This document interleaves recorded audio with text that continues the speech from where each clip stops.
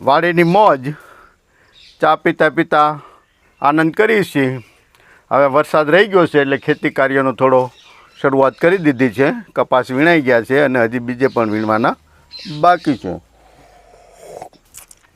વાડી પણ એક પ્રાકૃતિક નજારો હોય તો એની વધારે મજા આવતી હોય છે.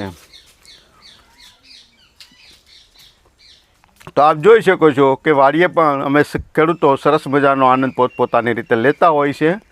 વરસાદ પણ પડ્યો છે અને અત્યારે વરસાદે નુકસાન પણ કર્યું છે અને વિરામનો પણ સમય છે.